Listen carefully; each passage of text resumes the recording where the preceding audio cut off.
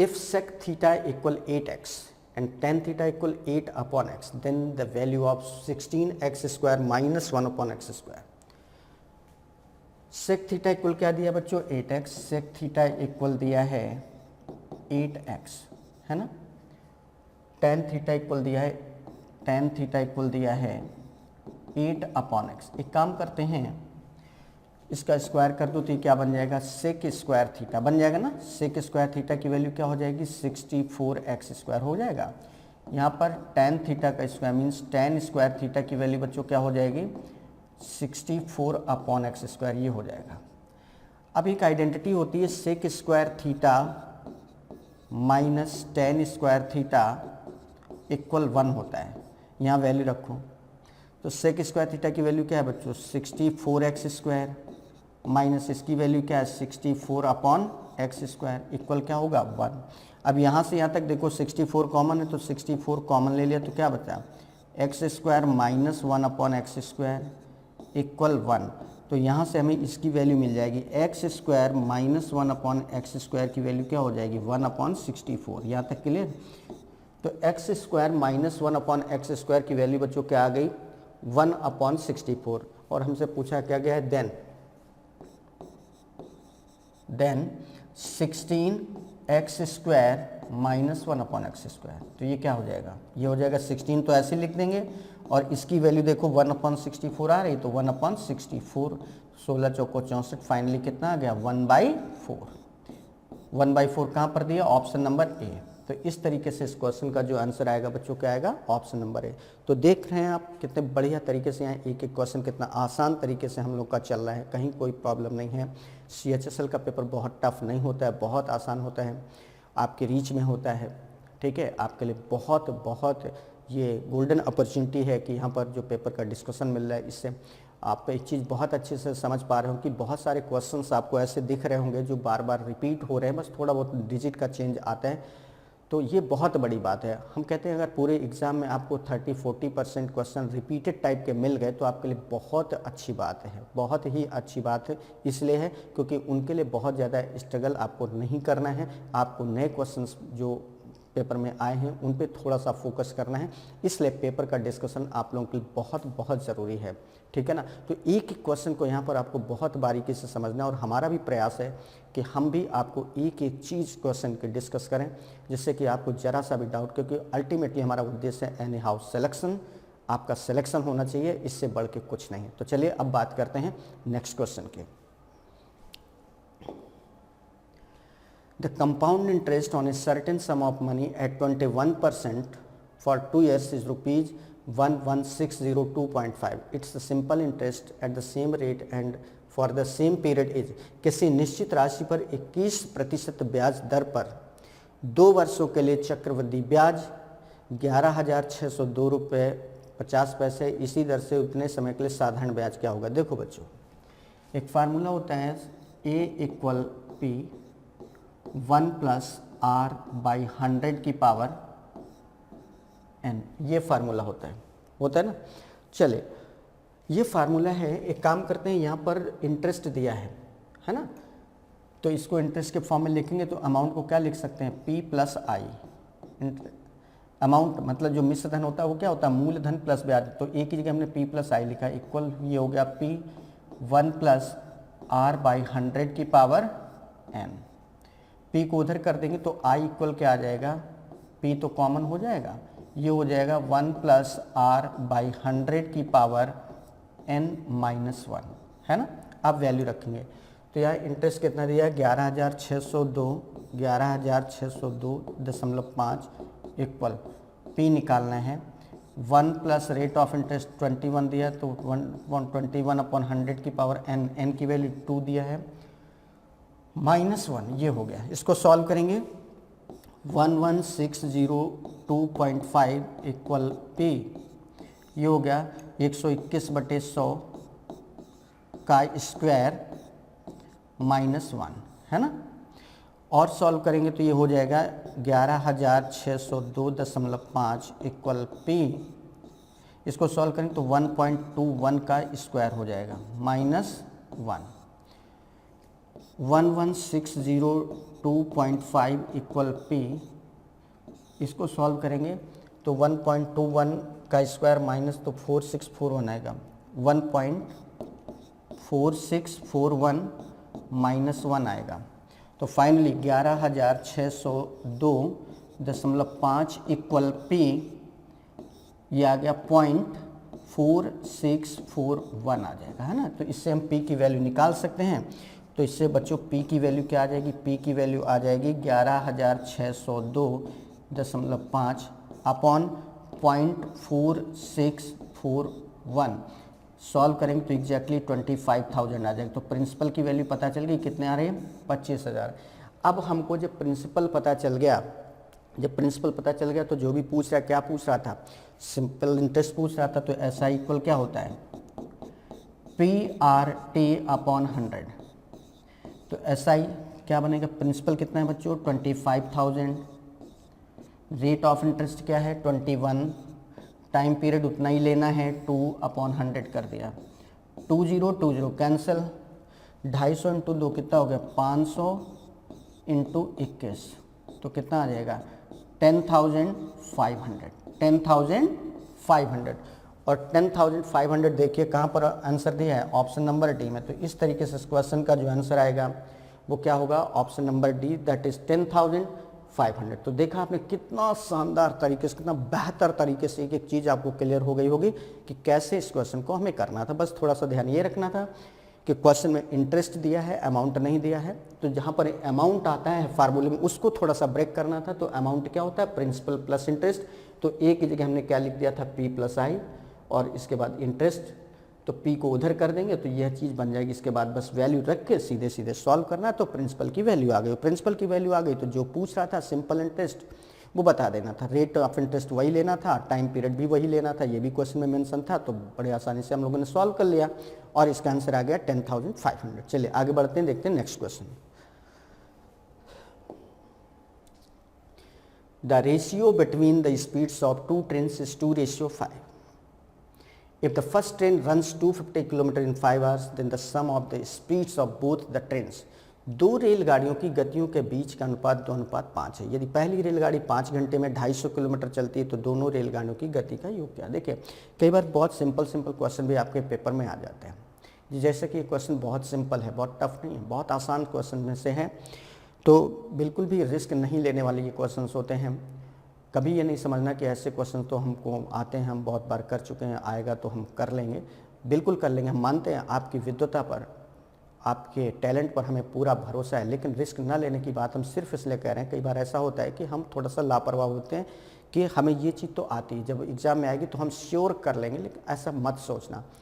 हमेशा ध्यान रखना कि छोटी चीज़ ही हमें पहले गड़बड़ हमारे लिए करती है, क्योंकि हम उसको इग्नोर करना शुरू कर देते हैं। तो ऐसे क्वेश्चंस को बिल्कुल भी इग्नोर नहीं करना है, इनको प्रैक्टिस करना, जितनी भी बार मिले उतने बार प्रैक्टिस करो, ठीक है, क्योंकि ये क्वेश्चन ही आपको बहुत ज़्यादा बेनिफिट देते हैं, ठीक है ना। तो चलिए देखते हैं, दो ट्रेन की स्पीड का रेशियो क्या है, 2 और 5। मीन्स अगर इसकी स्पीड 2x है बच्चों, तो इसकी स्पीड क्या है, 5x है।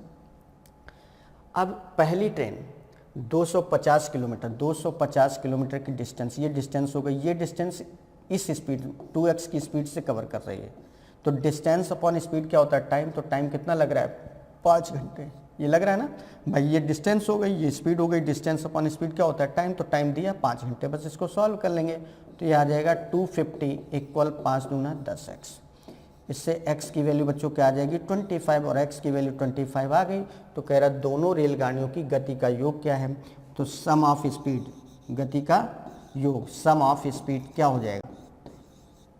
एक की स्पीड क्या है बच्चों, 5x है, एक की स्पीड क्या है, 2x है, तो 5 to 7x, और x की वैल्यू हमें पता है, तो क्या हो जाएगा 7 × 25 मीन्स 175 किलोमीटर पर आवर। और 175 देखिए कहाँ पर आंसर दिया है, ऑप्शन नंबर ए में। तो इस तरीके से इस क्वेश्चन का जो आंसर आएगा वो क्या आ जाएगा बच्चों, option number A, that is 175। Next देखते हैं, इफ x की पावर 4 प्लस x की पावर -4 इक्वल 1154, जहां पर x की वैल्यू 0 से ज़्यादा है, then the value of 2x - 3 का होल स्क्वायर, x की पावर 4 प्लस x की पावर -4 की वैल्यू ये दी है। तो 2x माइनस 3 का होल स्क्वायर बताना, बहुत बढ़िया क्वेश्चन। देखिए x की पावर 4 प्लस x की पावर माइनस 4 को लिख सकते हैं 1/x की पावर 4, इसकी वैल्यू कितनी दी है 1154। बच्चों एक काम करते हैं, परफेक्ट स्क्वायर बनाने के लिए, इसको परफेक्ट स्क्वायर बनाने के लिए हम एक काम करेंगे, दोनों तरफ 2 ऐड कर दो, तो ये क्या बन जाएगा x की पावर 4 प्लस 1/x की पावर 4 प्लस 2, इधर भी 2 ऐड कर दिया और इधर भी 2 ऐड कर दिया, तो 1154 प्लस 2 हो गया। तो ये हो जाएगा आपका, ये बच्चों क्या लिखा है, x की पावर 4 प्लस 1/x की पावर 4 प्लस 2, ये बन जाएगा x square plus 1/x square का होल स्क्वायर, है ना। और ये हो जाएगा 1156, और 1156 बच्चों क्या होता है, ये होता है 34 का स्क्वायर। किसका स्क्वायर, 34 का स्क्वायर। तो x square plus 1/x square का होल स्क्वायर इक्वल 34 का स्क्वायर, इससे आपका आ जाएगा x square plus 1/x square की वैल्यू क्या आ जाएगी 34 आ जाएगी। आ गई। अब एक काम करो, फिर से 2 ऐड कर दो परफेक्ट स्क्वायर बनाने के लिए, तो ये हो जाएगा x square plus 1/x square plus 2 equal, इधर 2 ऐड करेंगे तो 34 प्लस 2 हो जाएगा। अब ये देखो यहाँ से यहाँ तक ये क्या लिखा है, ये सब लोग जानते हैं, x प्लस 1/x का होल स्क्वायर लिखा है कि नहीं लिखा है, x प्लस 1/x का होल स्क्वायर, है ना। तो ये बन गया 36। तो x प्लस 1/x का होल स्क्वायर 36 है, तो x प्लस 1/x की वैल्यू बच्चों क्या आ जाएगी 6। यहाँ तक आ गया। जब ये आ गया तो अब देखो क्या होगा, इससे आ जाएगा x square plus 1 equal 6x, यही तो आएगा भाई, इधर मल्टीप्लाई हो जाएगा, x square plus 1 equal 6x। तो ये आ जाएगा आपका x स्क्वायर, इसको इधर ले आओ, ये उधर चला जाएगा, तो x स्क्वायर माइनस 6x की वैल्यू क्या हो जाएगी -1। ये चीज़ हमको पता चल गई। अब हमसे पूछा गया है नाउ, अब बात करते हैं 2x माइनस 3 का होल स्क्वायर, इसको ब्रेक करो, क्या हो जाएगा 2 तो ऐसे लिख दिया, a माइनस बी का होल स्क्वायर क्या होता है, a square means x square plus b square means 9 minus 2x, 2ab 2 3 जा 6x, ये हो गया। इसको लिख सकते हैं 2x square minus 6x plus 9 लिख सकते हैं ना।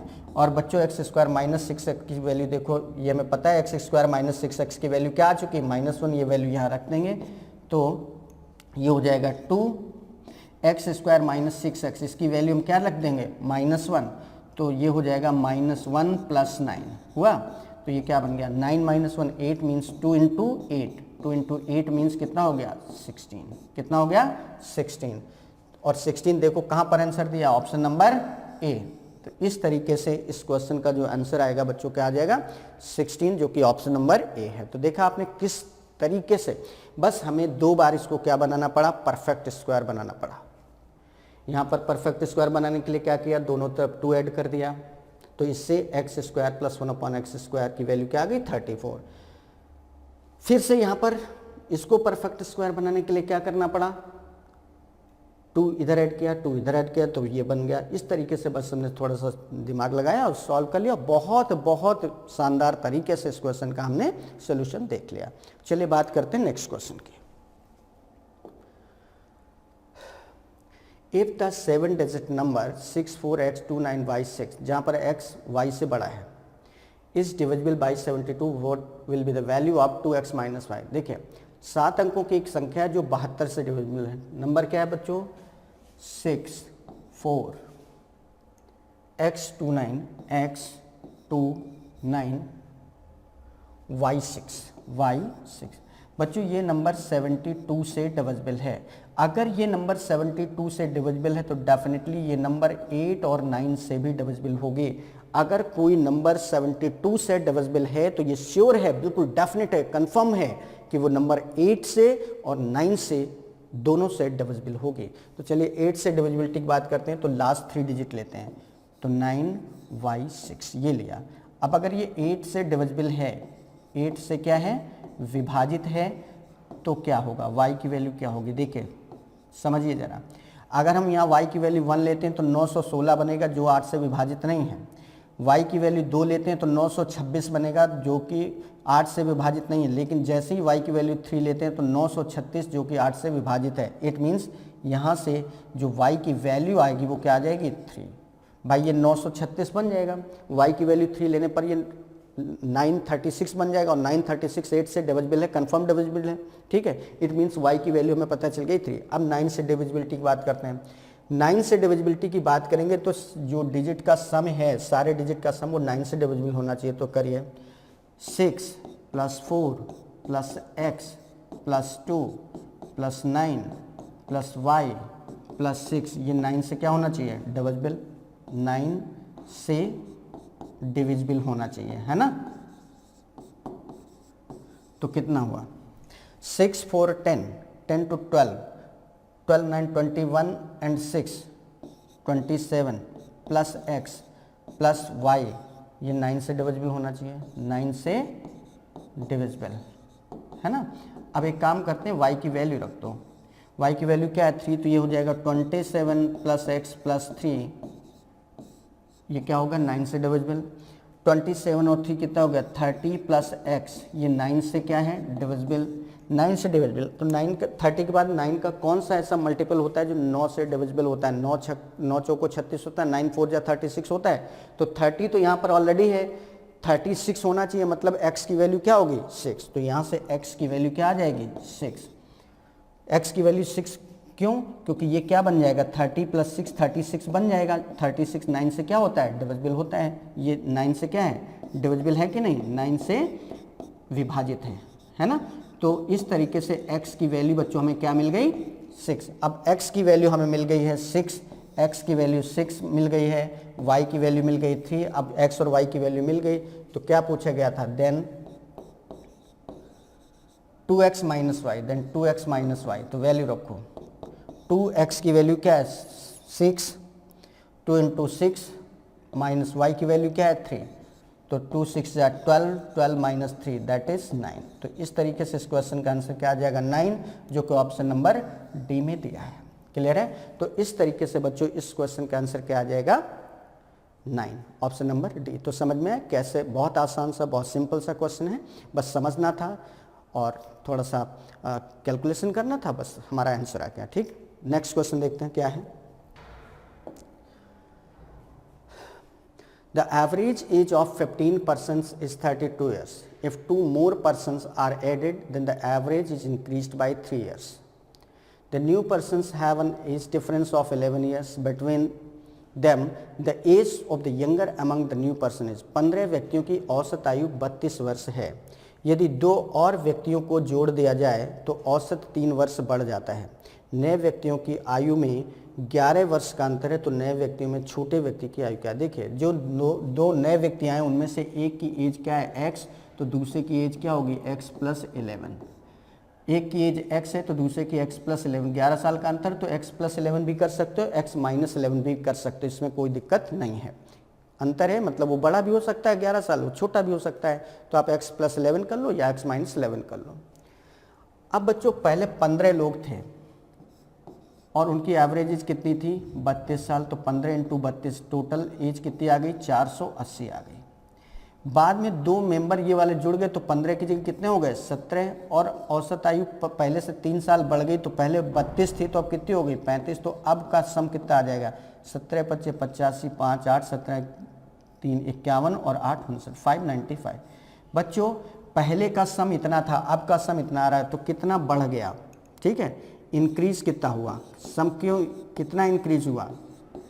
595 में हम 480 क्या कर दें माइनस कर दें, तो कितना आ जाएगा बच्चों, ये हो जाएगा 115, है ना। 115 बढ़ गया, और 115 ये क्यों बढ़ा, अच्छा बताओ।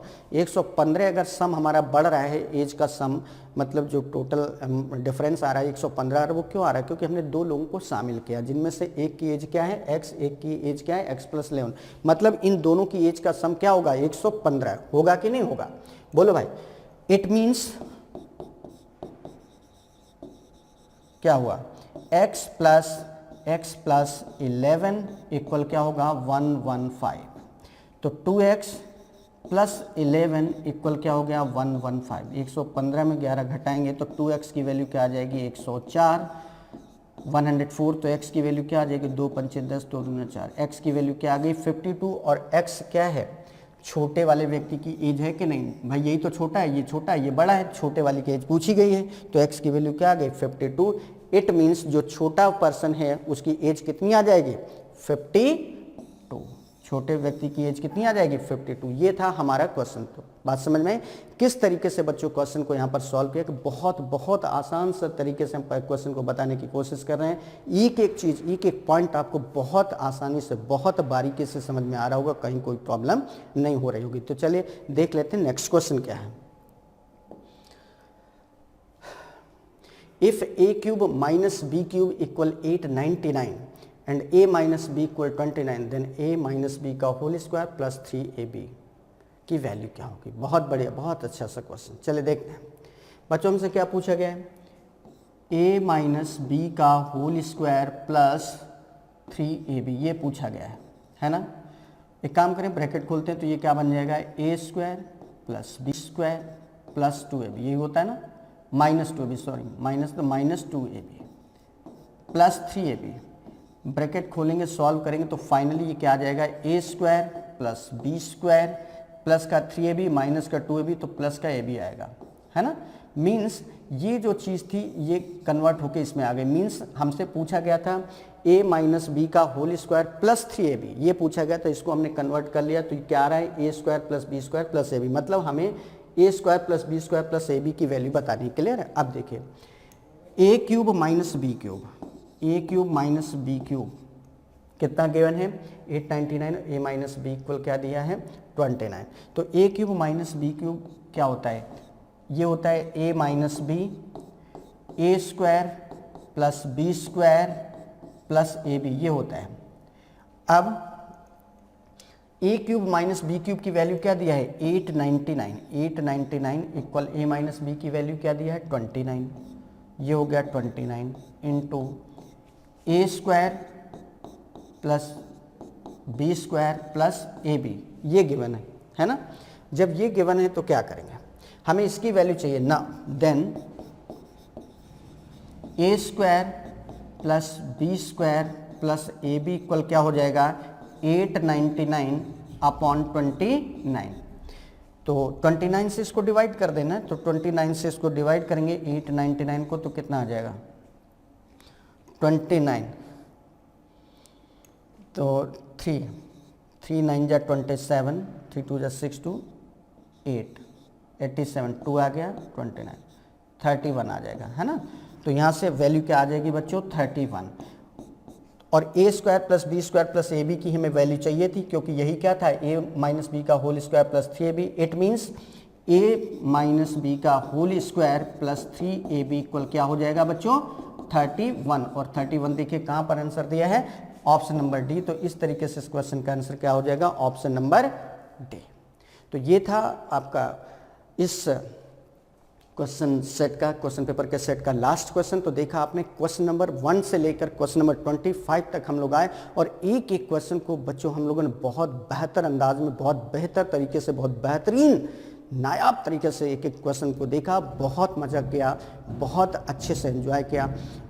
इस तरीके से एंजॉय किया कि कहीं भी ऐसा नहीं लगा होगा पूरा पेपर के दौरान कि कुछ भी कहीं पे भी प्रॉब्लम आ रही या कहीं पे भी ऐसा फील हो रहा कि मज़ा नहीं आ रहा है या कहीं पे भी ऐसा कि इनकम्फर्ट। बहुत अच्छे से हम लोगों ने किया और इसमें आप सब ने पूरा हमारा साथ दिया। बस यही साथ बनाए रखिए और एक एक चीज़ को बहुत अच्छे से हम लोग करते चले जाएंगे। आप बिल्कुल सिलेक्शन के करीब हैं, आपके सिलेक्शन को कोई नहीं रोक सकता क्योंकि आप इतना बेहतर कर रहे हैं। तो चलिए मिलते हैं नेक्स्ट पेपर के साथ। आज के लिए आप सबको once again thank you all.